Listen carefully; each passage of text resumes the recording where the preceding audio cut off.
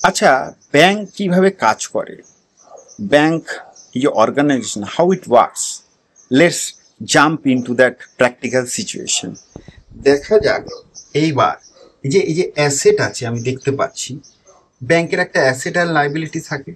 এই অ্যাসেটে দুজনের টাকা ঢোকানো থাকে, একটা হচ্ছে শেয়ার হোল্ডার ফান্ড আর একটা হচ্ছে লোন অর পাবলিক ডিপোজিট, মানে ডিপোজিট করেছে ব্যাংকে, ফিক্সড ডিপোজিট করেছে, তার এগেনস্টে টাকা নিয়ে কি করছে, কাউকে লোন দিচ্ছে। আর না হলে শেয়ার হোল্ডার ফান্ড কারা, যারা মার্কেটে শেয়ার ঢুকিয়েছে, শেয়ার কিনেছে, রিজার্ভসে টাকা পড়ে রয়েছে, সেই টাকাটাও ইনভেস্টমেন্ট করছে। জেনারেলি ব্যাংক কি হয়, ব্যাংক নিজের টাকা কম ঢোকায়, ওয়্যারাস যেটা ডিপোজিট আছে বা বাইরের থেকে যে লোন নিয়েছে তার টাকাটা বেশি ঢোকায়।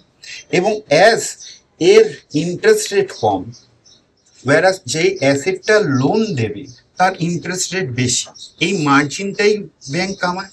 কিভাবে, এই অ্যাসেটটা যেটা লোন দিয়েছে তার এগেনস্টে ধরো 18% ইন্টারেস্ট চার্জ করছে, ওয়্যার অ্যাজ যেটা লোন নিয়েছে মার্কেট থেকে তার এগেনস্টে 8% ইন্টারেস্ট দিচ্ছে। তার মানে 18 আর 8 10%-এর কি হয়ে গেল, স্প্রেড। তার মানে 18% পাচ্ছে, 8% দিতে হচ্ছে। এই স্প্রেডের থেকে কি খরচা মাইনাস দেবে, অ্যাডমিনিস্ট্রেশনের খরচা মাইনাস দেবে। এবং এই প্রভিশন মানেটা কি, এই যে আমি লোন দিয়েছি অ্যাসেট হয়েছে, তার সেটা ব্যাডও হতে পারে, মানে আমি লোন দিয়েছি, লোন শোধ করছেন, তার এগেনস্টে কি বানাতে হবে, প্রভিশন। যে কালে দিনে যদি আমি পয়সা না ফেরত পাই তাহলে কি আমাকে একটা প্রভিশন ক্রিয়েট করে রাখতে হবে। এই প্রভিশন ক্রিয়েট করা হয় on the basis of asset quality.